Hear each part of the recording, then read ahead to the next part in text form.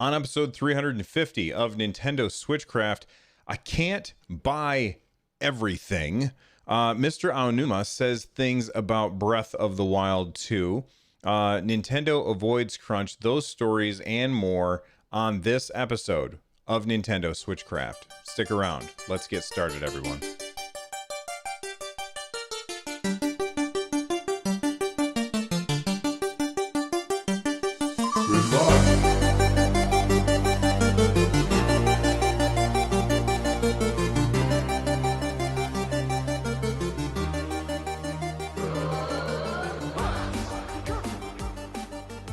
Switchcraft is brought to you live 3 times a week on Tuesdays and Thursdays at 3 p.m. U.S. Eastern and on Saturday at whatever time I can get to it. Tune in live over at twitch.tv/runjumpstomp. This episode of Nintendo Switchcraft is brought to you by patron Luke J. Get Switchcraft and my other content ad-free for as little as $1 by joining Patreon over at patreon.com/runjumpstomp. And also leave a voicemail for the show by heading to runjumpstomp.com/voicemail from any device, and I may even play it on the show. Now, before we get started with the podcast today, a couple of housekeeping items that I want to talk about. First off, I was on an episode of Breaking the Panel last night. It was a very long episode. We were talking for a couple of hours. We really had a great conversation about just comic books, TV shows, subscription services, and E3. So if you want to check that out, make sure you look up Breaking the Panel wherever podcasts are found, and you can follow them at Panel Breakers on Twitter. We had a very fun conversation, so make sure you check out that podcast as well.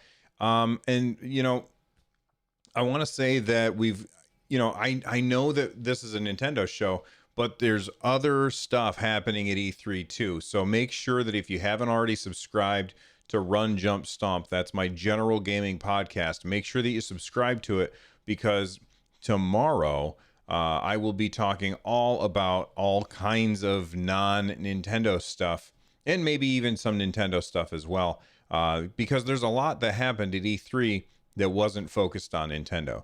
That being said, let's switch over, and I didn't mean to do that. Let's get into podcast mode and start talking about all of the Nintendo news that happened since Tuesday. Oh my goodness, Luigi, that was loud. This is my Nintendo Switch. I've had this thing since launch, and I am finally experiencing the dreaded Joy-Con drift. For those of you that don't know, Joy-Con drift is when you are playing a game and for some reason your character will just start walking in some random direction. And the reason I noticed it is because I was playing Final Fantasy 12, and in Final Fantasy 12, there's a lot of automation that goes into fighting the trash mobs, if that makes sense. And my character just kept running off to the side. Now, this is not something that I think I would have noticed on any other game, because it happened when I don't have my thumb on the joystick.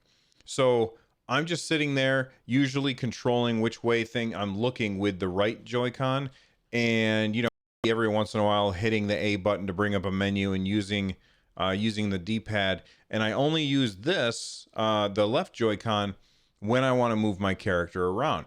But for some reason, my character just kept running off, and I was like, damn it, what the hell is going on?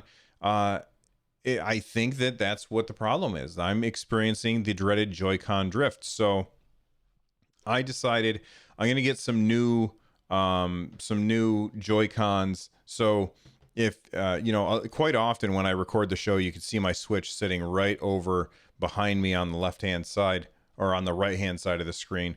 And it always has those red and blue. Well, I didn't want to get, I'm not super happy with the Joy-Cons that I decided to get. But these were the cheapest ones. They are the neon yellow ones, are the ones that I decided to go with. So I got these delivered today, and they look fine. They're really, really weird looking. They do not look like they do on the package, but these are the ones that I ended up going with. The neon yellow. I would have preferred to get the red and the blue like I already had. The only problem with that is then I would probably confuse them, and I'd be like, wait, which ones were the ones with the drift? And I wanted to make sure that I knew which ones were the ones with the drift. So I ended up getting the neon yellow ones, and they just got delivered a few minutes ago. So I'm going to be happy to be playing my video games without the dreaded Joy-Con drift, but I don't know. I went with the cheaper ones because these were on sale on Amazon. And actually, let me see how much they cost on Amazon. I can't remember, but they were cheaper than all the other ones. These ones were $66, and if I go to the other colors, let's see. So I could have gotten gray. Gray's boring. Neon blue, $90. Neon pink, $69. Neon red, $82. I don't understand why these are all different colors, or I'm sorry, not different colors, but different prices. Like that seems really strange to me that they're all these different prices. But there you go. I ended up getting the neon yellow because they are the cheapest and they're not the boring gray. And I'm not super happy with the color myself, but it's something I'll get used to. I really did love the red and the blue. Like the red and the blue Joy-Cons, I think that those look fantastic. They really do. But I'm just going to have to get used to the yellow now. And hey, what can you do?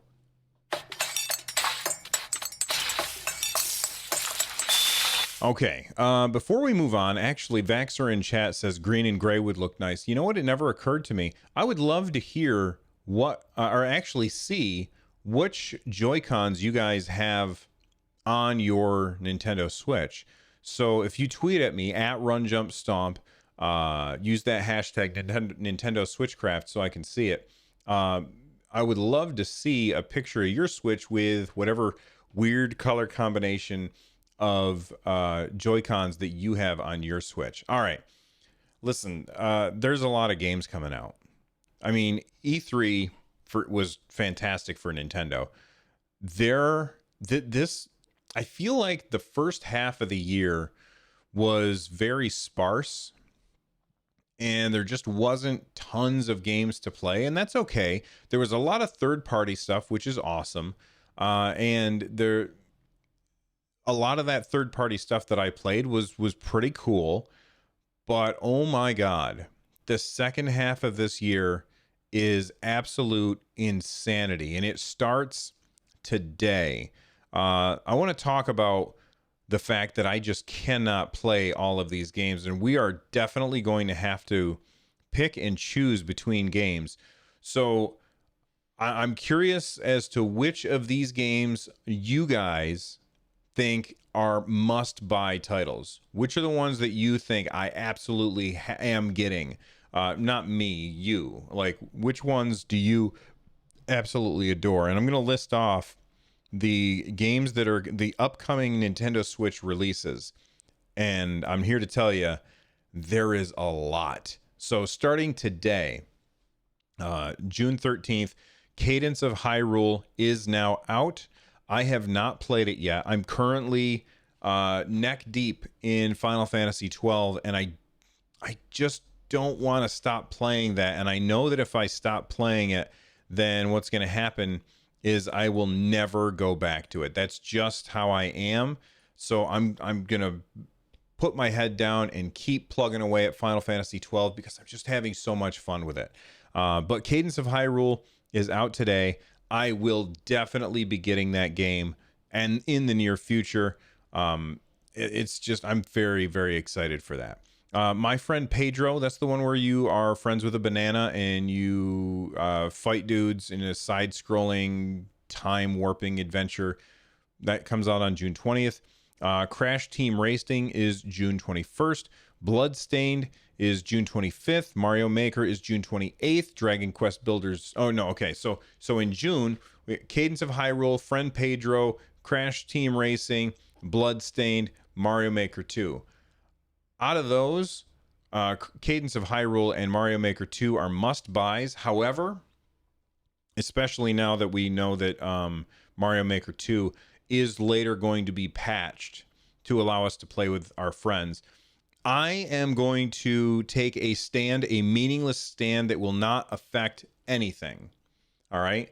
This is not going to affect anything. It's just going to be something that I do, or maybe I will not do this. Who knows? I don't know how much I can resist Super Mario Maker 2. I'm going to avoid I think I will avoid buying Mario Maker 2 until it is patched so that you can play with your friends.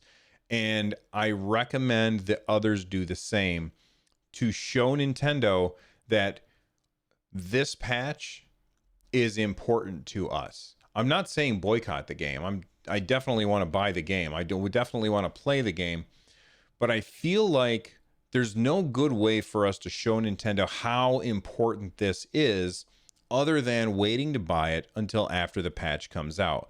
Because I feel like I was on Nintendo Powercast, and Josh and I were having a conversation about Mario Maker 2, a really deep dive conversation about Mario Maker 2. And he said something I thought was really good. He said, it feels like I'm only getting 75% of the game if I can't play with my friends, which is crazy because we couldn't play with our friends the first time around. But you know what we saw, we all decided, oh man, that's going to be great to play with our friends. And then Nintendo gave us all the letdown. And then they turned around and said, well, actually, we're going to patch it during a Treehouse event. So you will be able to play with your friends. But I feel like I'm just going to wait.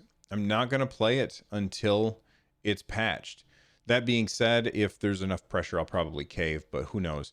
Anyway, let's move on and talk about July. All right, so those are the games for June. That's 5 games coming in June, which is insane. Games for July. And these are only the ones that I'm excited about. These are the ones that people are excited about. I'm sure that there's going to be a lot of third-party stuff that's coming to the Switch in these other months. And TF Wagner says he's skipping the boycott. I just want to say I'm not saying boycott it. I'm just saying don't buy it until we get that patch. But you know, you do you, man. Okay, July.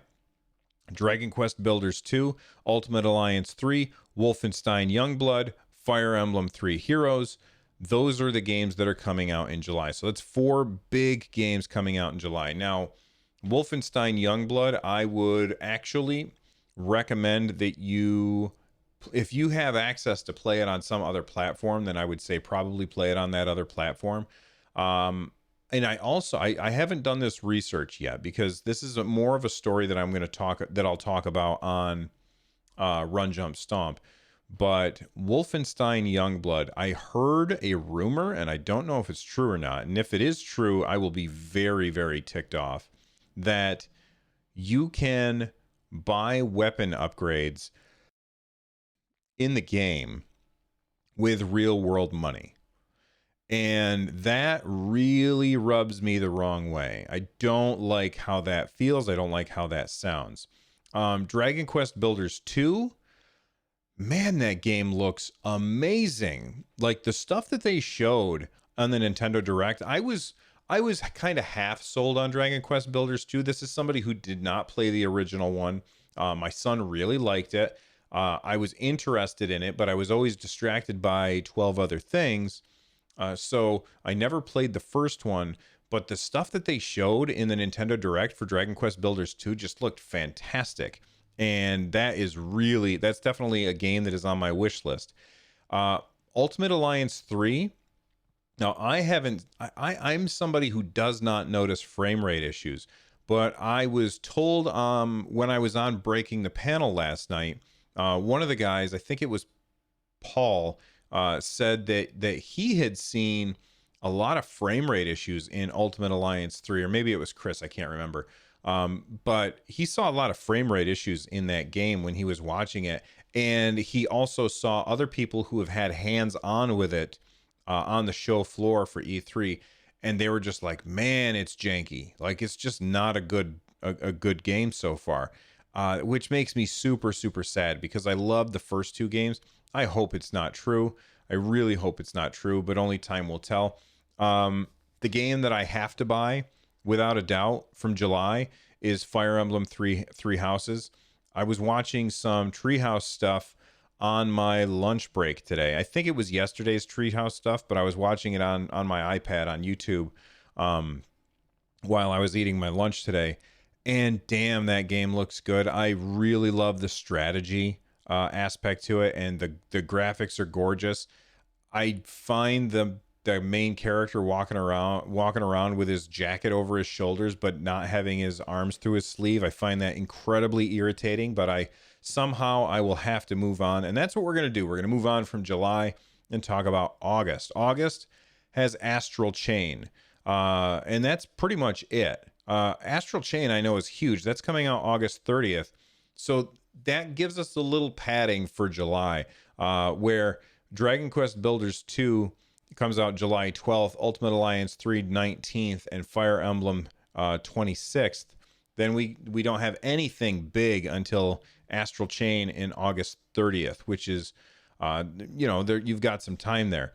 Again, I don't know I don't know what I'm going to do for July and August, because I really want 3 games. I want 3 of those games, Now September is insane.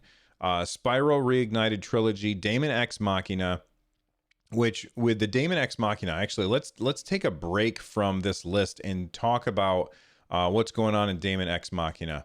So we had the demo, and somebody had posted this to our community Discord, runjumpstomp.com/Discord. Thank you to whoever that was. I can't remember off the top of my head, but there's this quick 2-minute video that shows all of the things in Daemon X Machina that they had changed since the demo that I played and did not like.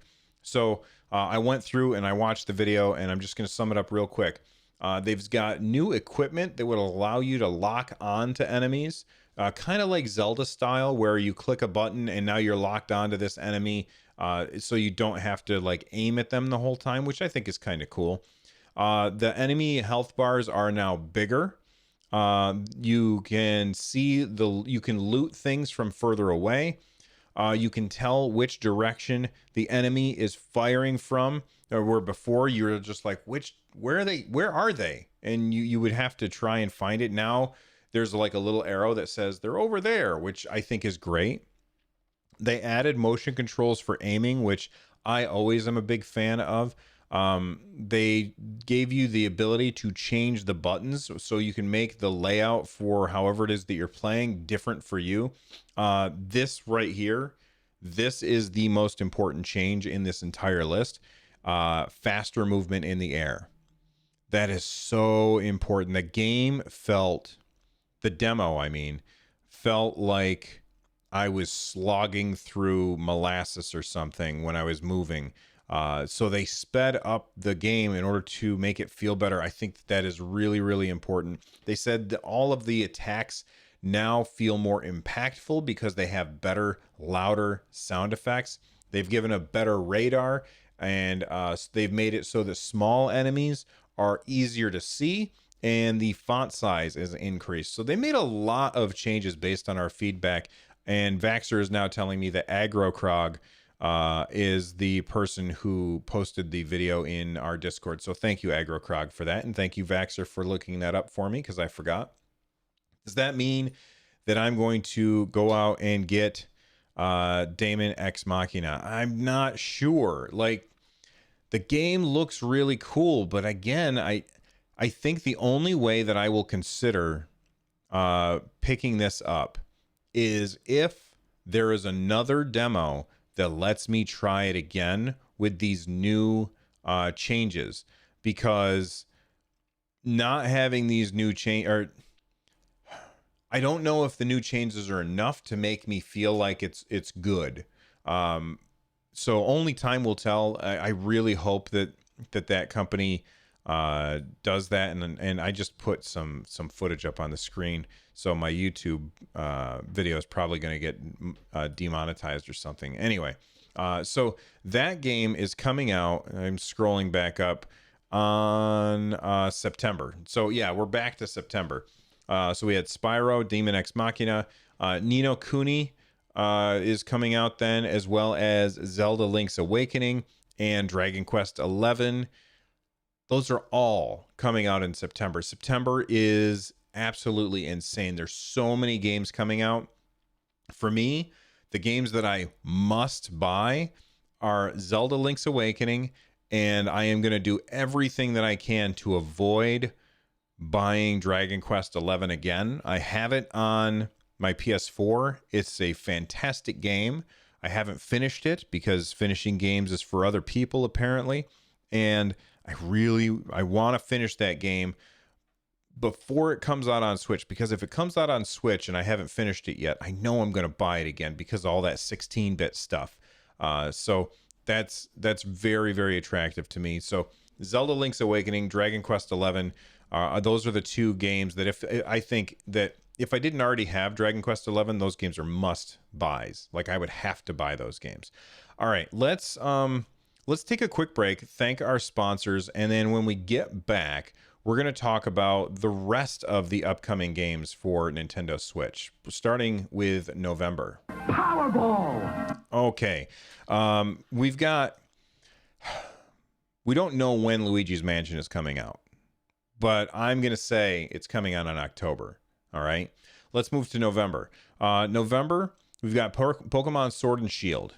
That's coming out on the 15th. Doom Eternal, which honestly, if you ask me, I would say get that on some other platform because it's going to look nicer. But if you only have a Switch, the last Doom game was an amazing first-person shooter. Probably my favorite single-player first-person shooter that I've ever played was Doom 2016, and Doom Eternal. That's got to be a day one purchase for me because I love that game. Well, the first one anyway. Not really the first one, the 2016 version. Anyway, also November is Mario and Sonic at the Olympics, and now we're getting into an area where we're not quite sure when things are coming out. We don't really know. We just have general ideas. So I'm going to list through these pretty quickly. Disgaea 4 Complete, Resident Evil 5, Resident Evil 6, Panzer Dragoon, Untitled Goose Game, excuse me, Alien Isolation, those were all fall 2019, except for Panzer Dragoon, which is winter 2019. And now I'm going to list games that are just supposed to come out in 2019. Untitled Goose Game, Alien Isolation, Rune Factory 4, The Witcher Wild Hunt, which, by the way, I don't know if I mentioned this on the last episode. This is important. CD Projekt Red did something really fantastic with The Witcher Wild Hunt. Now, am I going to get it? Probably not. I have it on PC. I still have yet to play it. I played like a little bit of it, but that game I've heard such amazing things about, and everybody also tells me you can put hundreds of hours into that game. All that does is push me away from it because I don't have the kind of time that I would need to really invest myself in The Witcher 3. But I want to talk about what Nintendo did.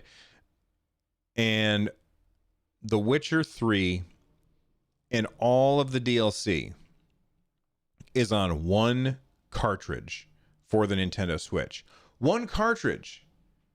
Meanwhile, we've got like Mortal Kombat 11, which you have to download stuff. You've got Resident Evil whatever coming with Revelations, where you only get one of the games on the cartridge. You have to download the other. This is something that keeps happening where developers, they can't seem to fit their games on the damn cartridge. Well, guess what? CD Projekt Red did it.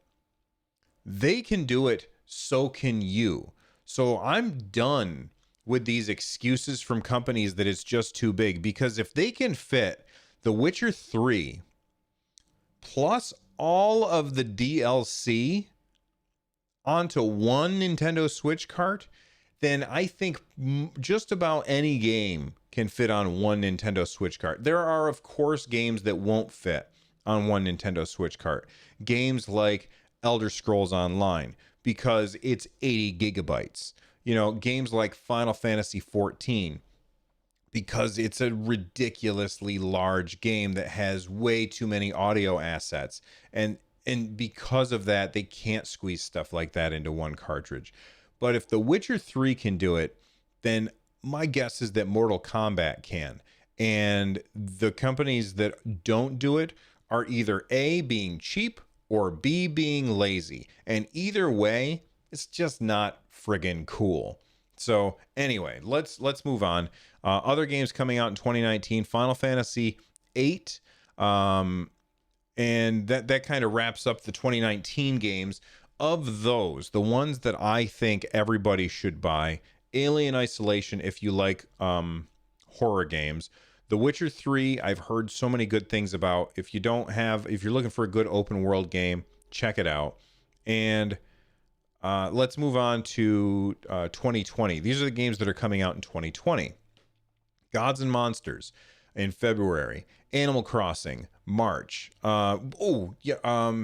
Shoot, did I talk? No, I haven't talked about this yet. Let me actually pause and talk about Animal Crossing for a second, because this is a game I think that Nintendo probably could have gotten Animal Crossing New Horizons to come out this year. They could have. And they decided instead to make sure that their employees have a good work-life balance by not crunching. This is something that I've talked about, probably not on Nintendo Switchcraft too much, but I've talked about it on Run Jump Stomp. This idea of the video game industry crunching to get games done, and some video game publishers bragging about how their developers are so committed that they're putting in 100-hour work weeks. Guess what? We don't find that to be impressive. That's not an impressive thing. That just means that you don't know how to manage your time. I'm not talking about the developer. I'm talking about the publisher. The publisher doesn't know how to manage their time, because they should say, you know what? No, don't work 100-hour work weeks. We will delay our game. We'll delay our game, or we will hire more people in order to make it happen on time. Those are really the only two options that should ever be allowed. Working 100-hour work weeks should never be allowed. There should be laws against that. Now, can somebody say you can't work 100 hours? I don't know, probably not. If somebody wants to work 100 hours, then you can't really stop them. But you could make a company policy that says once you hit a certain number of hours, you have to go home. I think doctors do that. I'm not a doctor, but I think like people who work in like the medical profession, I think that if they hit a certain number of hours, they're not allowed to be at work anymore. They have to go home. And I know it's probably a ridiculous number of hours, but I could be wrong about that. But that's something that Nintendo is doing. They're saying, look, we could rush this game and we could have this game come out sooner, but it's more important to us that our employees are happy, because a happy employee is going to put out a better game and they're going to stay with us longer. Do you want Animal Crossing to be the reason that people who are really, really good at video game design to leave Nintendo and not work there anymore because the working conditions are bad? No. So I think kudos to Nintendo for delaying Animal Crossing. I think it's a great thing that they're doing. And Jay Harley 17 in chat says truck drivers are only allowed to drive for so long. Yeah, because if they don't, if they drive for too long, they could end up falling asleep at the wheel and killing somebody. Is that going to happen with if Nintendo rushes Animal Crossing? No, but that doesn't mean it's okay for that person. You know, a good work-life balance is important. All right. Other things in 2020. Trials of Mana is coming out early 2020. Spring 2020 is Minecraft Dungeons.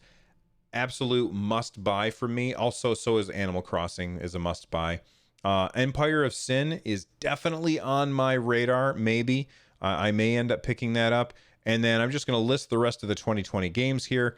We've got No More Heroes 3, Rune Factory 5, Battle at Bikini Bottom, Star Wars The Skywalker Saga, Hollow Knight, Silk Song, Bayonetta 3. Oh no, now we're in TBA territory. So Hollow Knight, Bayo 3, Shin Megami Tensei 5, Metroid Prime 4, Town, and Zelda 2. Those games are all to be announced. We don't know when they're coming out. But let's take a second. I'm not gonna take a drink because I don't have a water in here with me. Damn it. Let's take a second to talk about Breath of the Wild 2, since we just brought it up. Mr. Aonuma was recently being interviewed by various people, and he had some things to say about Breath of the Wild 2, which I'm very, very excited about. If you don't know, Breath of the Wild, my favorite game of all time. Breath of the Wild 2, oh my God, I can't wait. But anyway, let's see what he was being interviewed by Game Informer, and he said, I really like the idea of having DLC or anything coming after the main game. People play the game longer and enjoy the game a lot deeper. Going forward, that's definitely something we'll think about. So expect Zelda 2, or I guess Zelda Breath of the Wild 2, or whatever it is that they call it. Expect that to have DLC, which I think is great. Mr. Fujibayashi is returning as the director of Breath of the Wild, and he is working really hard with Mr. Aonuma. And then he said, when asked if he's giving himself more time to complete Breath of the Wild sequel than he was given for Majora's Mask, which was done in less than a year, he laughed and said, when I was making Majora's Mask, the timeline was in a year. So they did that game in 1 year, which sounds insane until you realize that, first off, yes, they were crunching, which we've talked about, but also they already had a lot of the assets done from Ocarina of Time. And Breath of the Wild and Breath of the Wild sequel, like, we already have a lot of the assets done. We already have the engine done. So that's a lot of work that they don't have to redo. Does that mean they're going to get it done in a year? Probably not. However, they've been working on it for a while. My guess, my prediction for when this game is going to come to the Nintendo Switch is going to be on Christmas time or holiday time next year. So holiday 2020, that's my guess as to when this is going to come out. He did respond about Majora's Mask. He said, when I was making Majora's Mask, the timeline was within a year.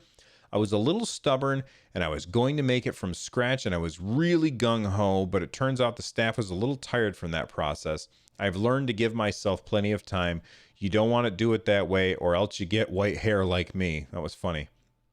Then he was talking to Kotaku, and he was asked, a lot of people have been, about whether or not, he was asked about whether or not Zelda will be a playable character, because it looked like in the trailer that it almost felt like it was Zelda and Link, and people are wondering, will we be able to play as Zelda, maybe like a co-op kind of game? I don't know if the engine is built for that kind of thing. Who knows? But it would be really nice if you could control Link and then hit a button and switch over to Zelda, and she had different abilities than Link did. I think that would be amazing. But people have been asking Mr. Aonuma about that, and he said, a lot of people have been asking that. So I want to ask you, why do people think that? And then he said, it seems like it makes sense because at the end of Breath of the Wild, she was freed. So now, oh, no. This is the interviewer said, in response, he said, well, it seems like it would make sense because at the end of Breath of the Wild, she was freed. So now she can be a protagonist. Also, I think people it for a long time. And Mr. Aonuma replied, I see, but I can't tell you. Now, this is very interesting to me. And we're coming up on being too long of a show, so I'm going to try and wrap things up.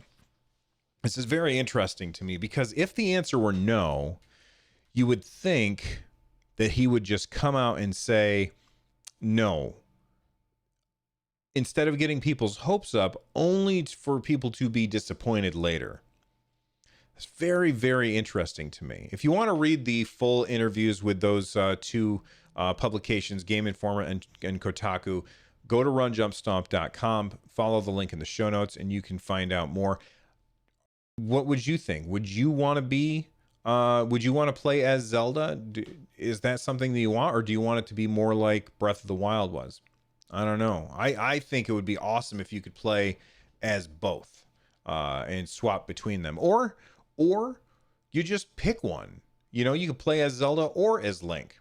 Either way, I think it would be cool if we were able to have Zelda as a protagonist. The game is called The Legend of Zelda, for crying out loud. Let's take a quick break and talk about Dragon Quest XI real quick when we get back.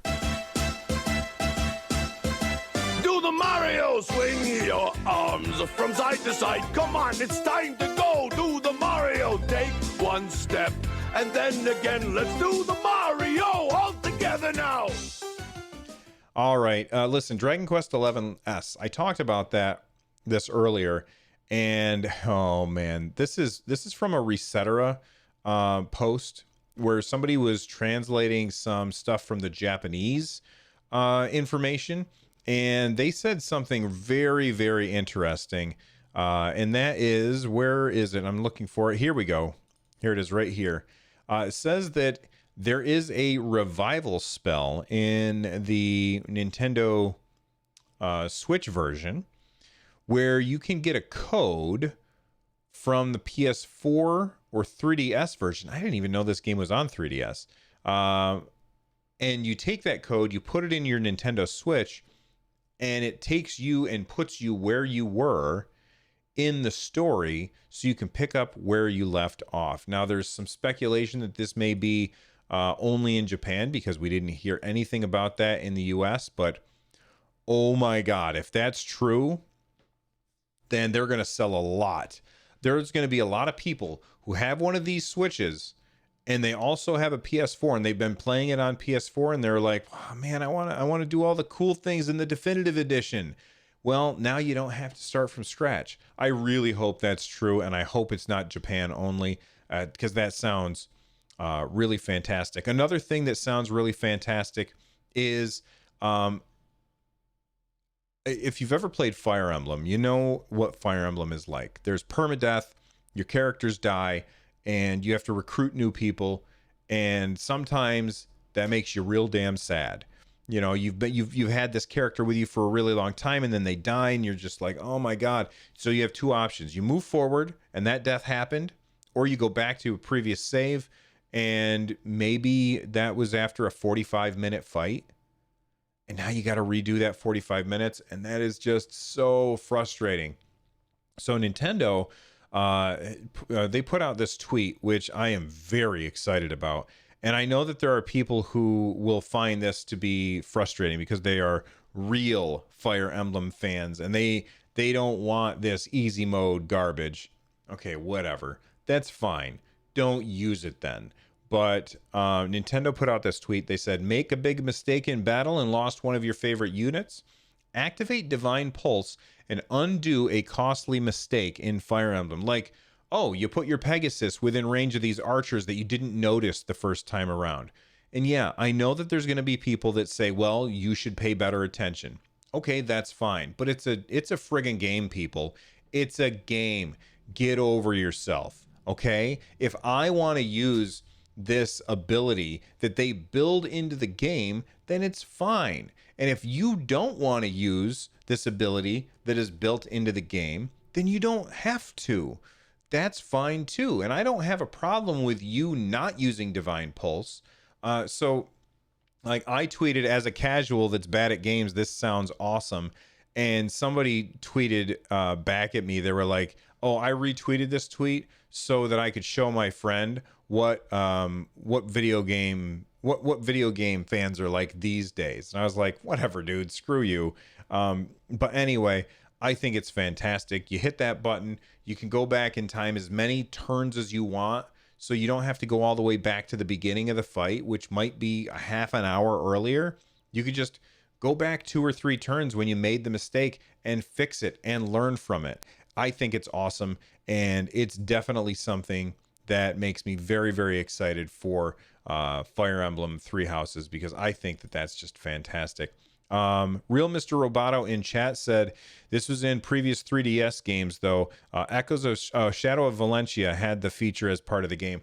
Right. I don't think that the other ones did, though, because I like Shadow of Valentia, I never played, but I did play Fire Emblem Awakening, and I did play Fire Emblem, the game where you're going to buy it 3 times. I can't remember which one it was, but like, I don't remember that feature being in those. I think that's a new thing from Shadows of Valentia, not Fire Emblem Warriors. Vaxxer, we're talking about the Fire Emblem strategy games, not the action Warriors games. And it's funny because Vaxxer has only ever seen me play, because I couldn't stream any of the other ones. He's only ever seen me play Fire Emblem Warriors, which he hates. He hates Fire Emblem Warriors.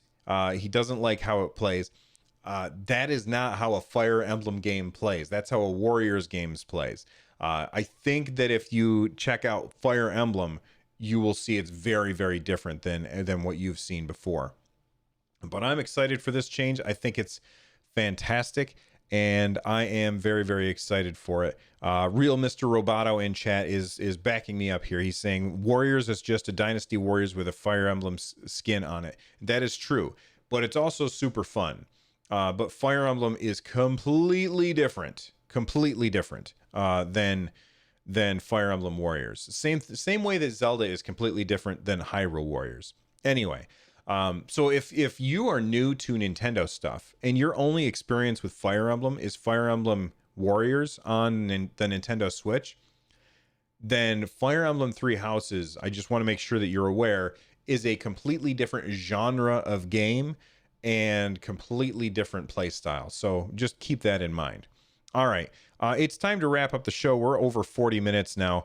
You know how E3 gets. There was an entire other segment that I wanted to talk about today, and that is the outrage that people are having about Pokemon Sword and Shield not having the full Pokedex. I am not going to talk about my opinion for that today. However, I am going to, after the show, I'm going to do a tweet. So go to follow me on Twitter at RunJumpStomp. I'm going to tweet out. I want to know what you guys think. If you think it's bad and why. Or if you think it's good and why, or if you don't care and why. I'm going to do that later, but I'm going to talk about that on Saturday's episode. So we'll tackle that on Saturday's episode. Let's wrap up the show.